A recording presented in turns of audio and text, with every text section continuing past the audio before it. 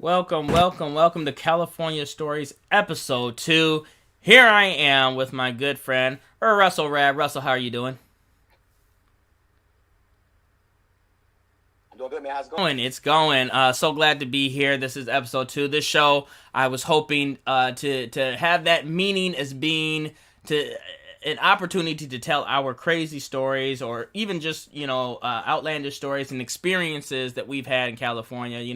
The show was I kind of thought of it when I thought about the stuff that I've been through, and then I asked you, because you live in California, if you've had some crazy ass experiences, and you said, yeah, I definitely have had some crazy ass experiences. So kind of switch swapping. It says, I kind of made that word up. I don't even care. Swapping stories about Like that, yeah. swip swapping. Yeah, No, man. I made it up. It's fine. It doesn't matter. It doesn't even matter. It's a real word now. I made it a real word. But we're swapping stories. Last week I talked about like my experience when I first got to California. So let's jump into your California story. Let's hear what happened to you. All right, so here's a California story about when I first got here. I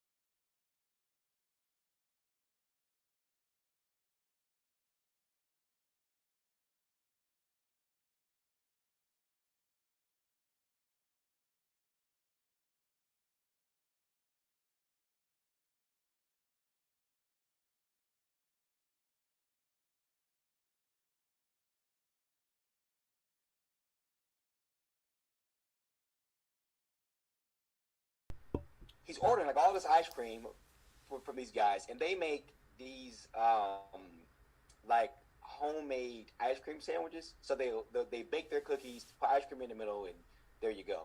So he's got all this ice cream on the counter, and the guy behind the counter says, "Well, this is cash only." So Brad goes, "Oh, I don't have any cash." So he's looking around, whatever, looking around. He said, "Hold on, Brad, back." Leaves the line. So I'm standing right there. The whole line's there, and this line is crazy long. Um, 10 minutes, 15 minutes go by. So, well, rewind that.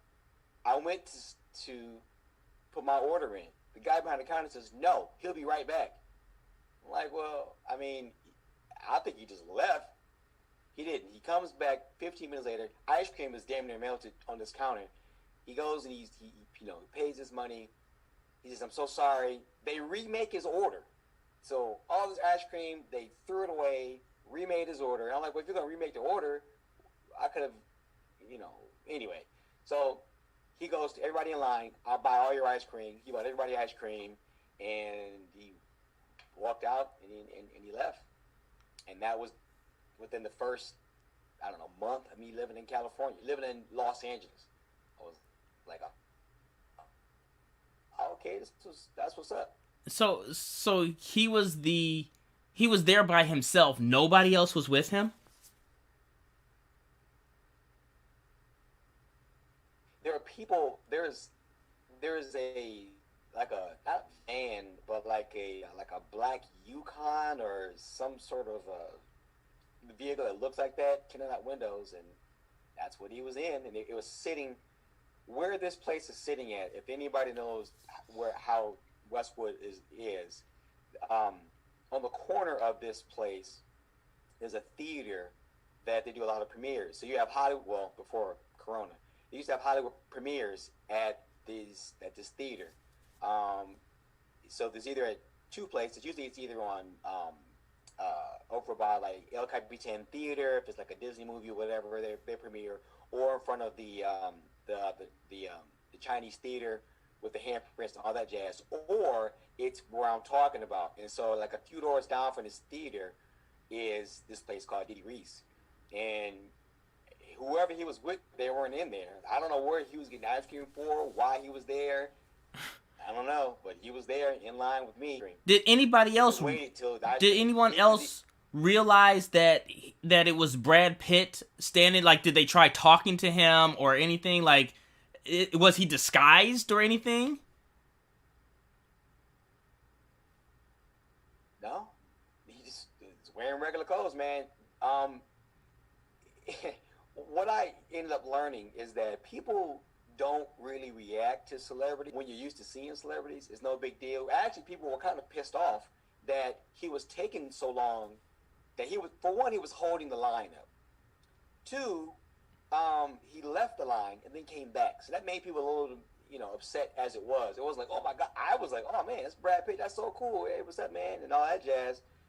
And he said, sorry. He said sorry to everybody, but he was looking at me. Okay, sorry guys.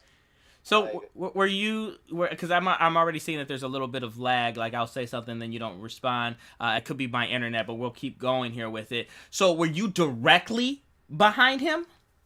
I was like maybe a person behind him. So because the line wasn't like a straightforward line. The cameras looks a little bit staggered, a little bit, because people are looking like, what the fuck's going on? Like, what's taking so long? It doesn't take that long to get ice cream, and I didn't even realize that it was him until I'm looking like, dang, that looks like, oh my God. And when he turned, he was like on his phone, and he turns, and you can see clearly that it was him. And that was it. And nobody cared. And I was, well, I've ran into a few other celebrities of that, and that is an actual real thing that people don't care. They don't fan out. Either they're in the industry and already know these people, or they're annoyed that they're causing the line to be longer than it needs to be. So they're kind of looking at them like, yeah, maybe you should kind of hurry up and get your ice cream, bro. But once he left the line, and the people that were behind the counter wouldn't allow people to buy ice cream until he came back, that's what really made the line. That was really pissed people off. Yeah. I mean, I know for me, like I've been there when I first got there, and me running across celebrities as well.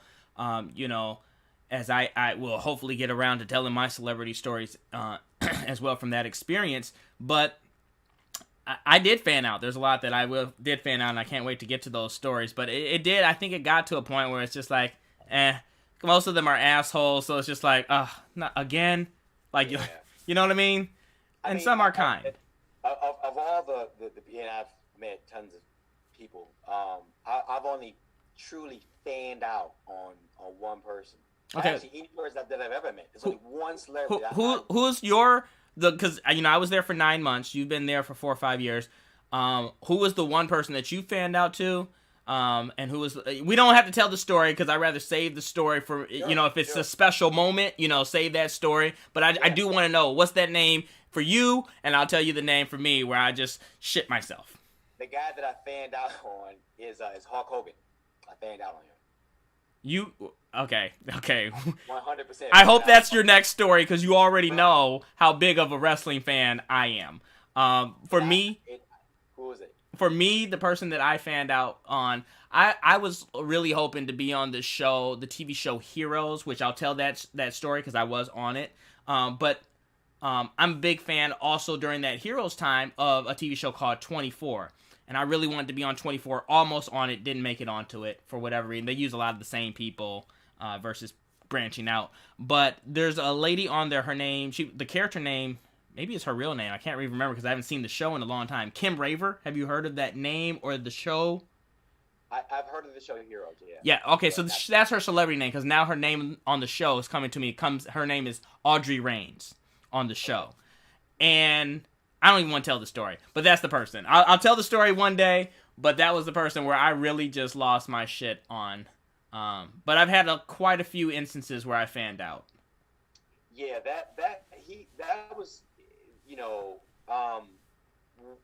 it was surreal, and I've been to full blown parties where there's not much celebrities inside of it, and I just go, okay, what's up, man? Hey, how you doing? And it's nothing, but that guy, because he meant so much to me in my life, and he was like, oh. And I know you didn't say where. I just savor that moment as well. in terms of telling the story. But where did you meet him? Hulk Hogan? Yeah. It was in LA. It was right outside of I was staying in a hotel. It was right outside of Universal Studios. So if you know where that is, that's where like Harry Potter World and Transformer Land and all that stuff. And then next to that, there are a couple of hotels. And I was Don't tell the story. Don't tell the story. Don't give it away. No. So I was in that area, and he was there, and that was that. But just wrestlers, I've ran into a few wrestlers, more than a handful of wrestlers. It's not here, just in my lifetime. Yeah, I mean, I haven't met many, and I know that we've talked on a personal level to know that we're both fans of wrestling, and this is not really a California story, but I'm the biggest Stone Cold Steve Austin fan in the world, and I actually met him. I paid to meet him. He was here in Michigan, so it's not really a California story, but I wouldn't say I fanned out from it, and maybe I'll find the picture if I can, and I'll put it on camera just to show people. But wait in line, and him and I take a picture together of both of us giving the cameraman the good old finger. So yeah, man. Special moment. Some of the, like a lot of the older wrestler guys that I've run into, people like Jake the Snake, and I've actually The Rock. I had a conversation with The Rock. In Detroit at Ford Field, because I was like, "What are you doing here, man?" And that's like a long story, but just it's not a California story. But nice guy, man, and he stood there and talked to me for a few minutes and went on his way. And I was like, "Oh, okay, yeah, all right, man." And some of them are cool and some of them are assholes, but it's definitely cool and some are. It kind of depends when you catch them. I was in Mick Foley down in Toledo. I think he was down there. I want to say he was doing comedy shows for whatever reason he was down there. He was in Toledo, and yeah, man, he's another cool guy. But there's some of them that are a little bit like, yeah, get off your high horse, don't be an asshole kind of ordeal. Yeah. So if you like run into somebody and they happen just to be there, but of any celebrity that I've ever met, and I've met a ton, Hulk Hogan was the guy that I 1,000% fanned out, and I couldn't believe it. I couldn't believe it. I was so excited and so happy. I don't ever ask for pictures from celebrities because I was like, I don't care about that. You know what I mean? I know that we're talking. So basically, a picture, just here's the proof that I talked. I don't care about that. Yeah. But he was one of the only people that I asked. I said, please, can I take a picture? He was like, yeah, sure, brother. Like, you call me brother. Brother. Yeah, why did I just get hype and fan out, and I'm just listening to it because I'm a big wrestling fan? I was so happy, and then it made me think about, because you see people that react to celebrities. Man, I wouldn't care if I met that person, but if it's somebody that you really have watched, I literally watched him my entire life and idolized. It's been this guy's a wrestling legend, man. And gosh, man, the stupidity, the things I was saying to this guy, and he was just looking at me like. I've met quite a few celebrities, and it's just funny how you get in that mindset where you either don't know what to say or you say stupid shit because you're either those. With him, it's like I transformed into like a 12-year-old, and I'm just rattling off all these things, and I was at one point I'm like apologizing to him, and I'm telling him that I'm sorry, Hulkster, because when you went up against Ultimate Warrior, I was really I couldn't decide, and so I wasn't really cheering for you. He's looking at me like, yeah, okay. I just want to say I'm sorry, man. Like you need to know that. He's like, yeah, I think my car is coming, and he was with his daughter Brooke and his son. I will definitely. They were all together.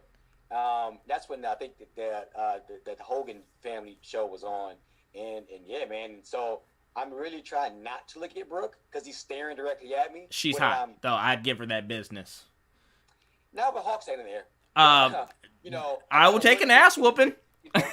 Bro, that guy's hands are so massive. He shook my hand, and his hands felt like his fingers like wrapped around my hands. And I don't really have small hands, and I'm kind of, respectfully, and you are, what was your name? Brooke, is it? Oh, okay. Like, I don't know what she is. Oh,